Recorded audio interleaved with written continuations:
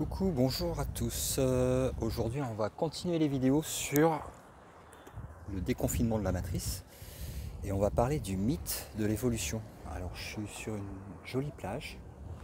Je vais vous montrer où je suis.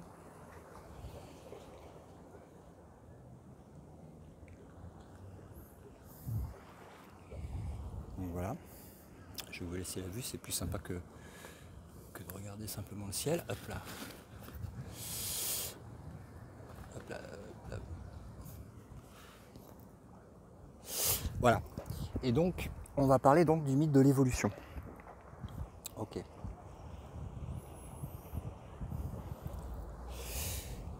On a parlé d'identification au corps dans les précédentes vidéos. Alors, avec l'identification au corps vient évidemment, quand vous avez compris que vous n'êtes pas le corps, la question quid de l'évolution? Qu'est-ce qui évolue et qu'est-ce qui n'évolue pas? Qu'est-ce qui semble évoluer? C'est le corps.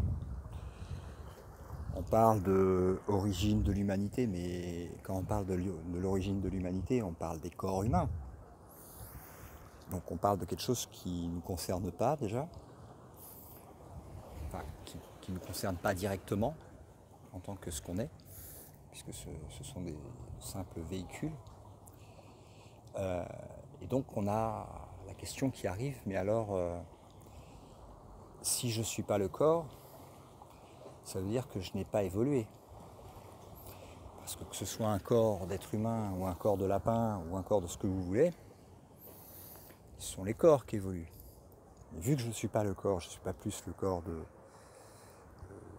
poisson, que même s'il y a eu une expérience un jour d'une autre sorte de véhicule que le corps humain, peu importe lequel c'est, qu'il soit sur cette planète ou sur une autre ou dans une autre dimension, peu importe.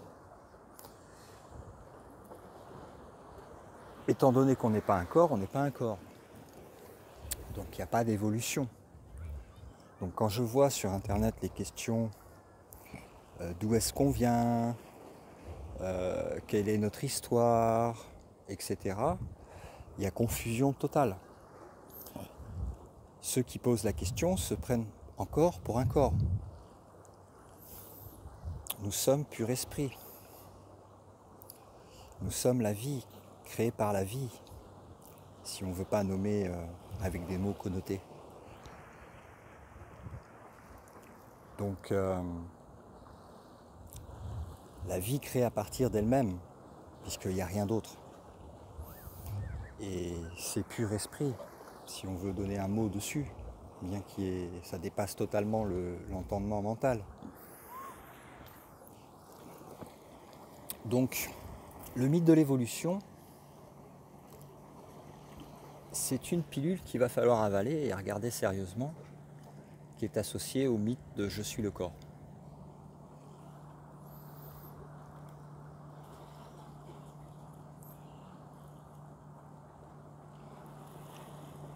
L'être suprême, on va l'appeler comme ça, nous a créés à son image, c'est-à-dire sans image, sans corps, pur esprit. Ça n'appartient pas à ce monde d'illusion. Notre frère nous le disait, mon royaume n'est pas de ce monde. Tous ceux qui se sont réveillés savent qu'ils ne sont pas un corps, mais ce n'est pas simplement un savoir, c'est un état d'être. Vous n'êtes plus dans la condition humaine. Quand vous regardez même les yogis en Inde qui font des désidentifications du corps très profondes pour revenir à ce qu'ils sont réellement, peuvent accomplir des exploits avec le corps parce qu'ils ne sont pas le corps. Ils ne ressentent pas la douleur. C'est le corps qui ressent des stimuli et qui, comme l'esprit est confus et croit qu'il est le corps, quand vous souffrez du corps, vous croyez que vous souffrez vous. Mais non.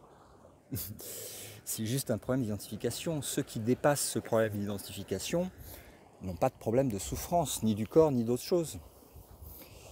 C'est pareil pour Ops. C'est pareil pour les respiriens. Moi j'ai une amie qui s'appelle Alice qui habite à côté de chez moi, on a discuté, elle est respirienne depuis un peu plus de 2 ans maintenant je crois. Et, et c'est une question de croyance, le fait de dire il faut que je mange. Quand la croyance est enlevée, il n'y a plus besoin de nourriture pour le corps. Donc quelles sont nos croyances? Quels sont les fondements et les bases de nos croyances sur ce que nous sommes? Et à quel point on s'est trompé en fait là-dessus? À quel point on a été manipulé, mais on s'est aussi manipulé nous-mêmes, puisque étant esprit, étant infini, étant à l'image du Créateur, il y a un moment, si vous voulez, on a fait un choix, alors qu'on était un, pur esprit, partout et tout ce qui est, on a choisi de dire, bah tiens, je vais aller jouer tout seul et je vais me faire croire que je vais dessiner en fait un hologramme. Dans cet hologramme, je vais mettre des planètes et des soleils, des êtres,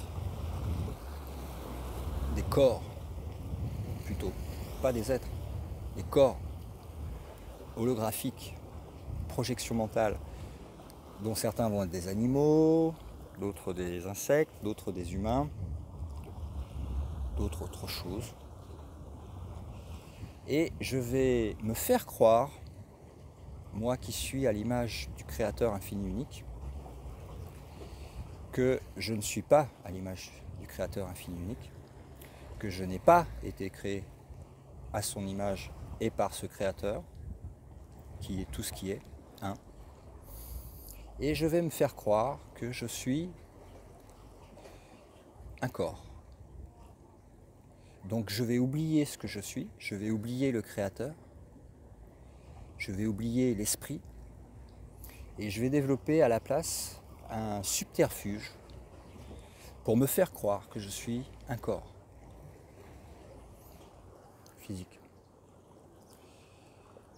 Et voilà le début en fait de l'histoire en fait, s'il y a un début, parce que le début est aussi la fin. Et ce début est ici et maintenant, et cette fin est ici et maintenant. Mais entre les deux si on peut dire, en dehors de la réalité plutôt, parce que la réalité, il n'y a pas d'entre-deux, hein, c'est ici maintenant. Mais dans le rêve, il y a un temps linéaire, puisqu'il est associé au corps, avec cette croyance « je suis le corps ». Donc il y a évolution, donc il y a passé, et donc il y a futur.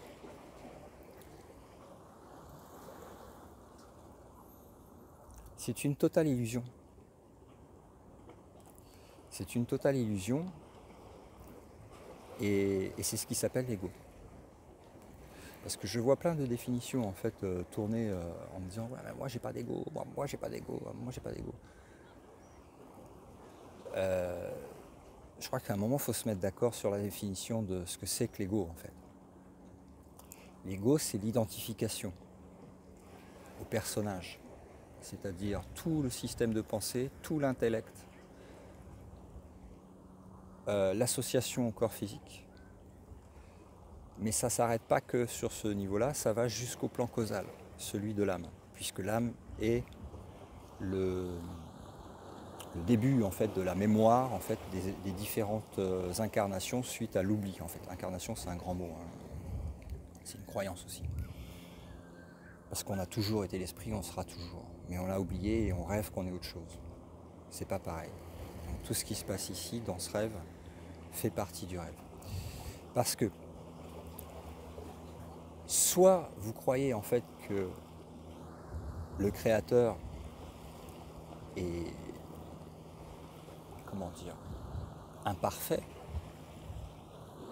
et qu'il oserait en fait s'envoyer lui-même ses extensions, son fils, sa création, son extension, dans un processus d'enfermement dans des corps avec un total oubli, une totale limitation, de la souffrance et un apprentissage lent et évolutif. Pourquoi au final te rappeler de ce que t'es et que tu as toujours été? Donc soit vous croyez ça, ce qui est complètement insane, surtout quand vous avez eu directement l'expérience de samadhi ou de ce que c'est qu'en fait cet amour inconditionnel, cette unité, cette chose, je dirais, mais qui est réelle, la seule chose réelle, cette être-té que vous êtes et qui ne fait pas partie de ce monde. Vous savez que c'est impossible que ça soit le Créateur qui ait fait ça. Donc on a fait ça par notre libre arbitre. Et c'est toujours un rêve qui continue, même dans l'astral, même entre les incarnations. Tout ça, c'est un rêve. Donc le mythe de l'évolution, il va falloir se pencher sérieusement dessus. Parce que ça va avec l'identification au corps. Or, maintenant, vous le savez que vous n'êtes pas le corps. Donc, est-ce que vous avez un passé? Est-ce que vous avez une histoire? Est-ce que vous avez une évolution? Est-ce que vous avez un futur? Ça, je vous laisse répondre. Ou est-ce que ce que vous êtes par la grâce du Créateur et à son image, c'est-à-dire ineffable et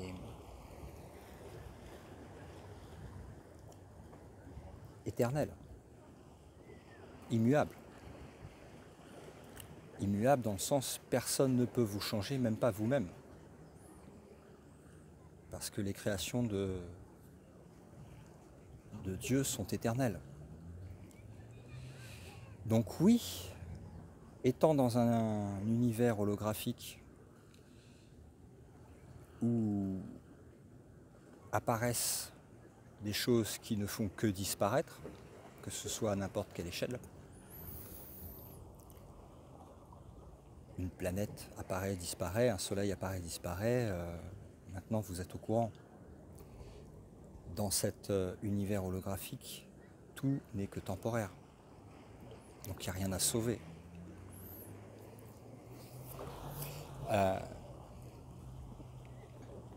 Il y a juste en fait à se réveiller de ce rêve pour se reconnaître tel que nous avons été créés par l'incréé à son image, c'est-à-dire que nous-mêmes sommes incréés. Et c'est en cette incréation, cet univers, si je peux dire un univers créateur et non pas créé, holographiquement par projection en plus, c'est-à-dire pure illusion, nous allons en fait dans cet espace en fait nous retrouver, puisque les corps font partie du même espace et personne n'est identifié à l'espace. L'espace c'est l'espace, il n'y a personne, c'est rien, mais c'est en même temps tout. Donc, question pour ceux qui veulent sortir du confinement de cette matrice, sachant que nous ne sommes pas le corps, à quelle évolution crois-tu?